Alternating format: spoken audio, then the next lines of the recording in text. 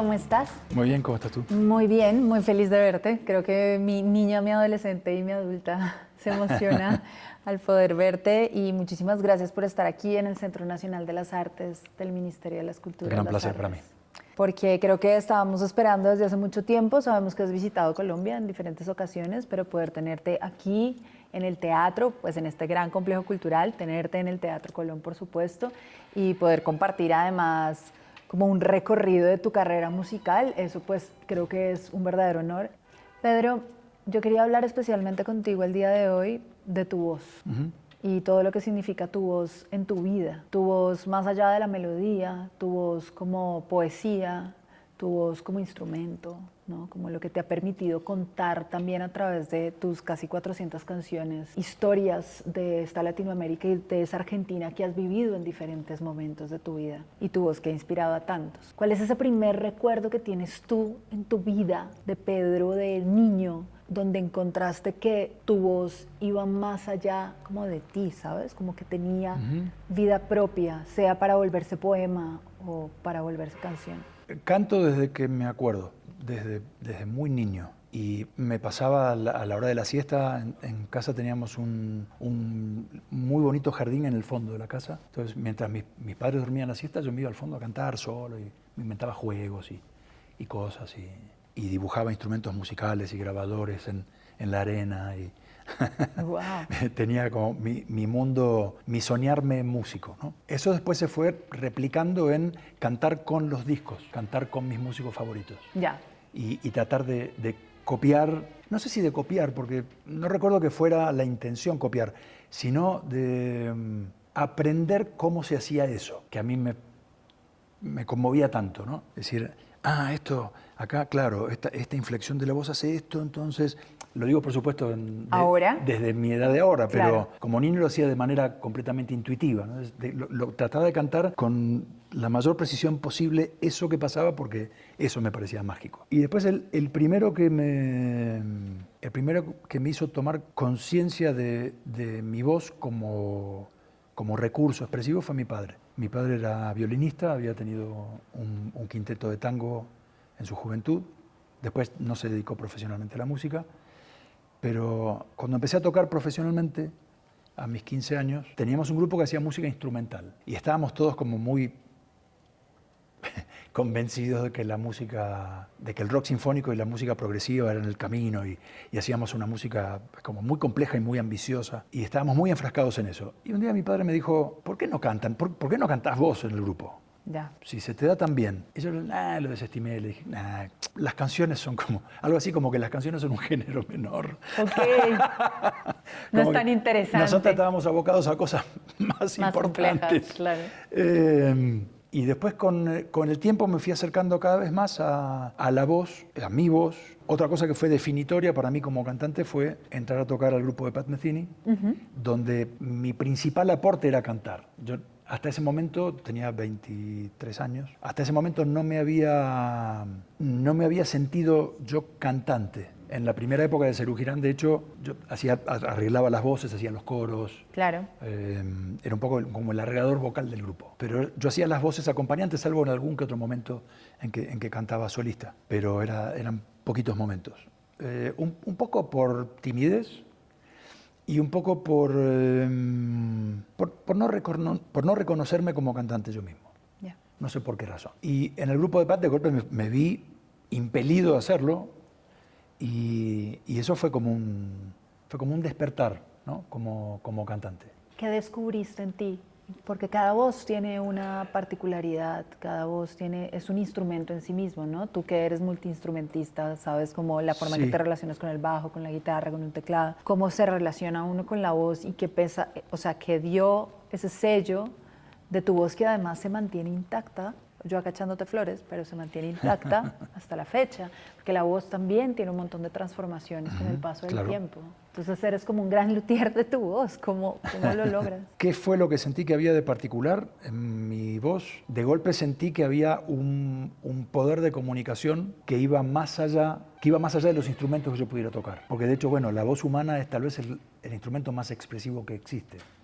O mejor dicho, es el instrumento que está entre los más expresivos que existen y que además nos interpela de una manera muy particular, porque cuando uno escucha una voz cantante siente que hay ahí un humano que está desnudo diciendo una verdad. Claro. Un instrumento es una especie de ropaje, es de alguna manera un intermediario, si se quiere, a pesar de que, no sé, cuando toca el piano Marta Argerich, uno se olvida de que hay un piano ahí, lo que está escuchando es la pura música. Por eso no le quiero quitar valor a eso, pero en la voz humana hay, yo creo, un factor extra, que es eso humano que reconocemos y decimos, ahí está la humanidad expresada sin ningún intermediario. Qué bello eso. Hay algo que tiene que ver con la voz en cuanto a su calidad sonora y al instrumento, pero también está la voz como poesía, como algo que tengo que contar, algo que quiero contar, algo que se traduce más allá de la música, las historias que has escrito, las canciones que has hecho, el poeta que hay en ti, porque has escrito varios libros, ¿no?, de poesía. Hablemos un poco de ese otro lado, el lado B de la voz. No te escucha cantar, pero tú eres un escritor de tus canciones. ¿Cómo ha sido esa relación, digamos, tanto desde la métrica como desde la narrativa, del contarte de tantas maneras durante 50 años? Tantas cosas para contar que van más allá de uno mismo, y en una época también en Argentina donde se contaban muchas de las cosas que pasaban, pero a través de la metáfora, ¿no?, que es tan valiosa para, por lo menos, el rock latinoamericano. Bueno, la poesía fue la primera expresión artística que salió, que se plasmó de mí. Cuando tenía 6 años, en el primer grado de la escuela primaria, me publicaron un poemita que había escrito sobre los colores. Wow. En el diario de la escuela, y yo muy conmovido con eso, porque yo lo hacía como un juego, y tenía una carpetita en la que escribía mis poesías y las guardaba, así con mucho cariño. Y escribí poesía mucho antes de poder escribir mi primera canción, e incluso de estudiar guitarra y de aprender técnicamente sobre la música. Entonces yo creo que fue la poesía la que me llevó de viaje primero, ¿no? Y después la música como que se plegó. Volviendo sobre lo que decía antes de la canción, en un momento de mi vida entendí profundamente que la canción es un vehículo único porque une dos disciplinas artísticas. Es la poesía más la música. Y eso tiene un poder de transformación único y un poder de comunicación maravilloso. Porque la música comunica aquello que no podemos decir con palabras. La poesía comunican aquello que las palabras de la prosa, de lo coloquial, del idioma de todos los días, se queda corto en expresar. La poesía sube el nivel a otro nivel de la discusión, ¿no? A otro nivel de la comunicación. Por eso la canción es tan poderosa. Y una vez que me metí a hacer canciones, eso fue lo que te conectó. Encontrar el camino, ¿no? Claro. Encontrar el camino que aunaba estas dos pasiones que salieron en mí de manera completamente intuitiva. Y si esos mundos estaban ahí, ¿por qué especialmente también en una época en donde muchos de los artistas como tú, que además llevan todo este trasegar, han escogido el piano, la guitarra como los instrumentos que uno diría más comunes? ¿Por qué tu fascinación con el bajo? Digamos, hay unas particularidades que tiene el bajo, ¿no? Esos mundos que habita, rítmico, pero melódico, y además el bajo bajo los parámetros que tú utilizas, sin trastes, el bajo para el jazz, y por qué ese instrumento te generó tanta fascinación, y pues hoy también eres uno de esos grandes músicos que uno admira, no solo por ser cantante, letrista, sino también bajista. El bajo, como bien dijiste, tiene esa función de fundamento, ¿no? Es como es la piedra fundacional de la música. Sostiene todo desde ahí abajo y por momentos se asoma y hace alguna intervención melódica o juega con algo armónico y se vuelve a su lugar de sostén. Esa capacidad de juego que tiene el instrumento me parece una versatilidad hermosa. Hay algo también del bajo que es como una voz masculina, ¿no? Es de alguna manera como una extensión de mi propia voz. Y después hay una fascinación que, como pasa con todos los amores, no tiene mayor explicación. Es algo que ocurrió. Y desde muy jovencito, el bajo y la función que cumplía el bajo me llamaba poderosamente la atención. Como que ahí había como una especie de canción a descubrir. Como si el bajo estuviera diciendo algo que no estaba explícito en la superficie más visible de la canción. La superficie más visible es alguien cantando, está cantando una letra y la melodía, y bueno, está acá. todos la escuchamos y todos decimos, esa es la canción. Pero yo encontraba que había algo abajo que estaba completando el relato de una manera tal vez más subliminal. Y encontrar eso fue como mi meta, decir, acá pasa algo muy interesante. Y fíjate que hay muchos grupos en los que el principal compositor es el bajista y el cantante, por decir Paul McCartney, Sting, mucha gente, que creo que les debe haber pasado una cosa similar, como poder llevar una canción desde ser la voz cantante, literalmente, a estar sustentando la música desde abajo con el bajo. Como estar llevando esas dos líneas, la de más arriba y la de más abajo al mismo tiempo. Y entonces sobre eso, en ese origen, digamos, en ese lado fundacional de la canción, sé que, y supongo, no sé, pero supongo que a lo largo de tantas composiciones te gusta mucho jugar en el momento de componer, desde dónde inició la canción. Pero hay un común denominador, tipo, imagino una letra y lo primero que viene a mi cabeza es la línea de bajo, o imagino la canción desde el texto, o imagino la canción desde la melodía. ¿Cómo es ese mundo en tu cabeza creativo con todas esas herramientas de las que hablas? Es siempre distinto. Es siempre distinto. Hay canciones que han surgido por un título. Decir, qué bueno esto como título de una canción para desarrollar. Y lo anoto y después lo desarrollo y ahí empieza a aparecer. Hay canciones que nacen desde la letra. Una canción como Quebrado, por ejemplo, fue un poema que escribí en un momento muy difícil para mí. Y lo escribí como una forma de desahogo. Cuando escribí la primera estrofa, me dije, esto puede ser una canción. Entonces después repliqué la segunda parte, repliqué la misma métrica de la primera, para que fuera cancionable, digamos.